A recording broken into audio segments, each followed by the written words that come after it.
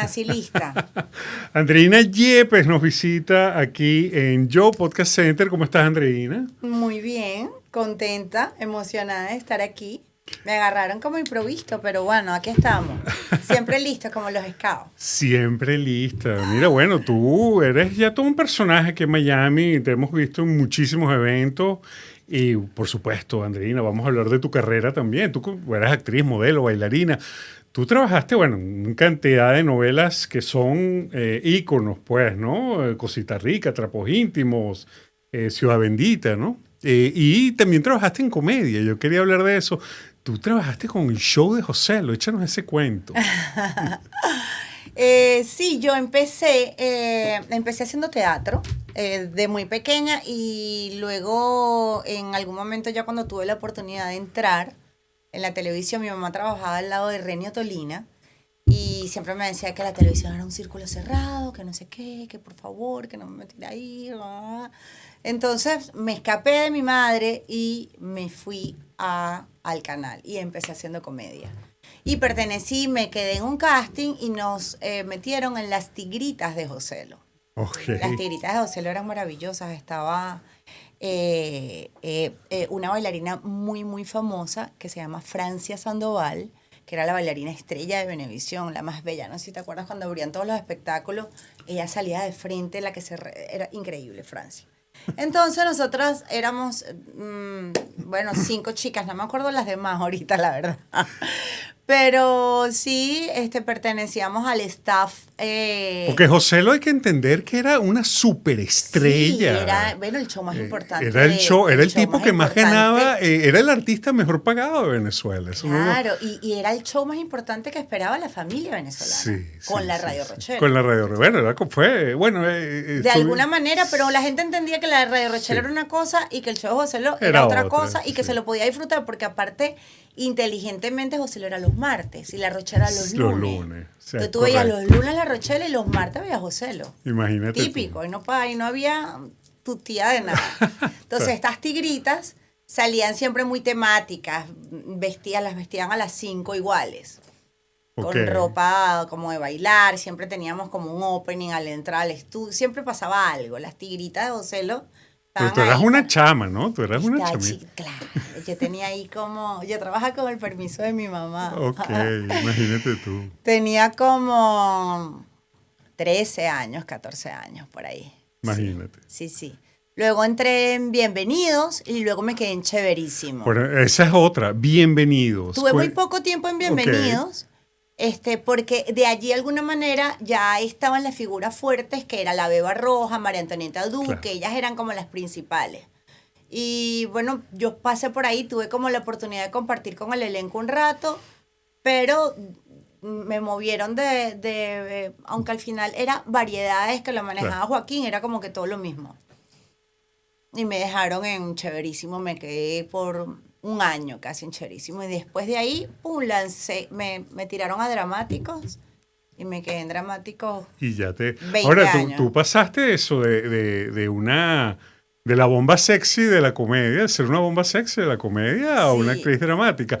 Ese convertirse en bomba sexy en un programa como Bienvenido, Chéverísimo, eso, ¿cómo fue esa experiencia? Porque eso todavía sigue siendo un arma de doble filo, okay. Porque hasta el día de hoy, gracias a Dios, Dios me bendice con su fortuna y su belleza. Pero entonces tenemos ese prejuicio de que siempre las mujeres que somos lindas o que estamos buenas o que somos una bomba sexy no tienes el criterio o la oportunidad de hacer otras cosas porque te encasillan. Y en ese momento de la televisión venezolana era mucho más, ¿no? Claro. Encasillada allí como solamente de bomba sexy. Pero bueno, el talento habló por sí solo.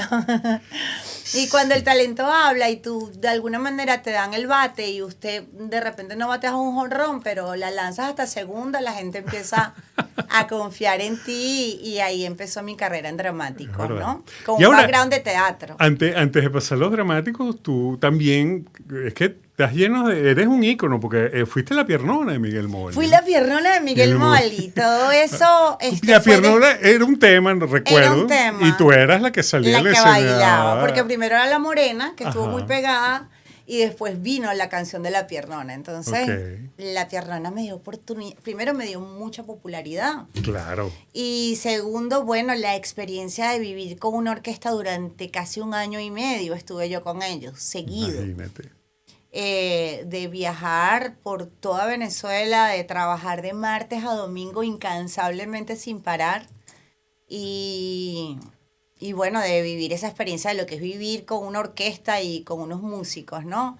Donde teníamos eventos de bailantas de sábado sensacional de 30, 40 mil, 50 mil personas, hasta estar en un bar, no sé, a las 12 del día y a las 4 de la mañana irte y montarte en un avión para estar en otra ciudad. Exacto. Esa es la vida de músico. La vida de rockstar, bueno, vida pero del merengue, ¿no? Sí. Y en ese momento... No, y Miguel estaba súper pegado en esa época. Claro, Miguel era una institución, ¿no? Estaban ellos, era Diviana, Miguel Molly, Roberto Antonio, esa hilo de cantantes paralelos con Lavillos y esas otras orquestas grandes que siempre había como alternábamos con ellos. Claro. Y los internacionales como Wilfrido Vargas, como toda esa gente que hacía lo mismo que hacíamos nosotros. Claro. Y estaban en todas las bailantas y en todos los eventos importantes que habían en ese momento.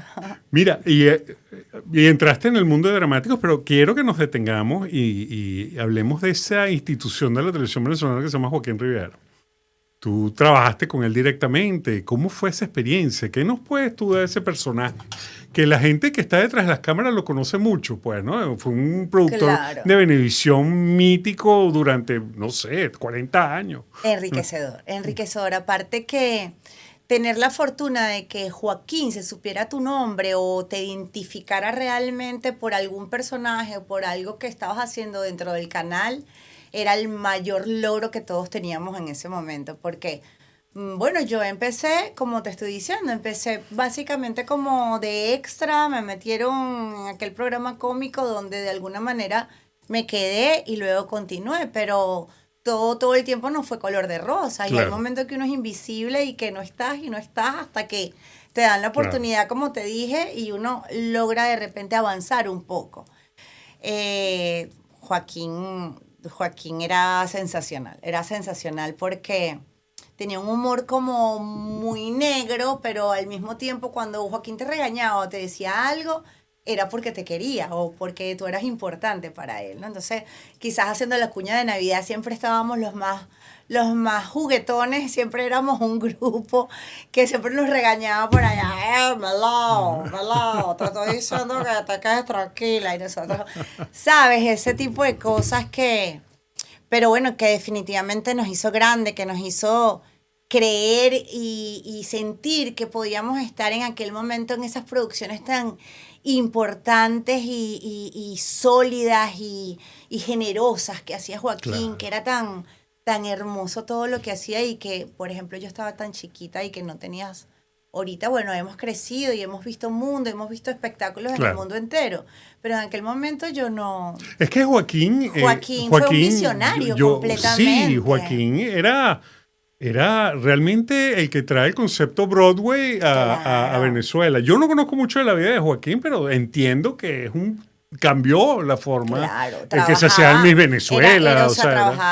Ellos trabajaban en el Miss Venezuela con 20 cámaras. Exacto. El Pollo Simonato tenía una consola. Yo me acuerdo que a mí me encantaba subir a la consola del estudio de sábado, porque era impresionante ver cómo de verdad habían como 50 televisores y una, ¿cómo se llama? Donde pisan los botones. Sí, donde la consola. Sí, la consola. Una consola así el doble de esta mesa, con 1000 botones y un tipo con un micrófono, dale para la derecha, pónchala aquí, pónchala 4, que tuviese la visión de, hasta con el bailarín que va a levantar en la última mano y cerrar la toma, que tú dices como que ¡guau! Sí, es una coreografía. Es una coreografía de bailarines con cámara con cámaras, con el elenco, con la situación que pasaba. Te decía... Y un solo hombre lo hacía con una magia poderosísima, que era ese dúo que era el Pollo Simonato, increíble, con Joaquín, ¿no? Claro. Que estaban ahí de la mano, y tú veías de repente al Pollo abajo en los ensayos y luego entendías por qué el Pollo era parte de los ensayos y porque era parte de todo, para poder tener eso en el corazón y a la hora de que arrancara ese avión, el tipo era el piloto. Si Claro. él no tenía como que la ruta del viaje bien establecido, se caía el espectáculo. Es Entonces era una correcto. magia todo, ¿no? Era una magia. Sí, Y sí. bueno, y pues entras en las telenovelas, que en una época que las telenovelas eran durísimas en Venezuela. Y bueno, entre Trapos Íntimos, Cosita Rica, Ciudad Bendita, La Mujer Perfecta. O sea, estuviste ¿Cómo fue esa experiencia de trabajar en esas novelas? ¿Qué rescatas tú de ese tránsito por ellas?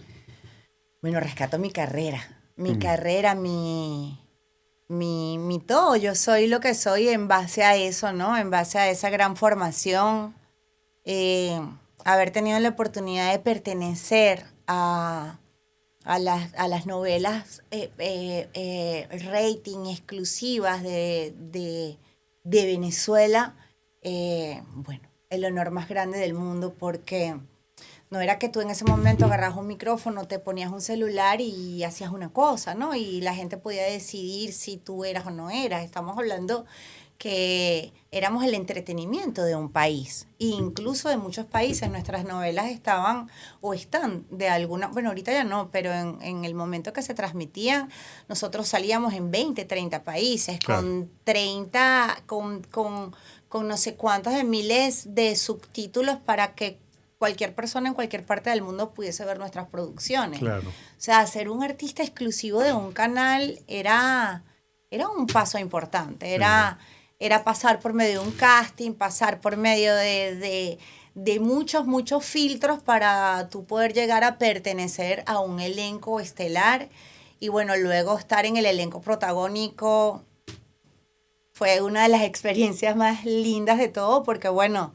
es el comienzo de que te dice voy por buen camino, más allá del éxito, el reconocimiento para mí era muy impactante poder haber trabajado con Gustavo Rodríguez, con Roberto Lamarca, con Gianni Chimara, Giancarlo Simanca. O sea, tantas personalidades importantes en el mundo de la actuación y que yo estaba tan chiquita o estaba de alguna manera codeándome y comenzando y batear al lado de esos duros era wow.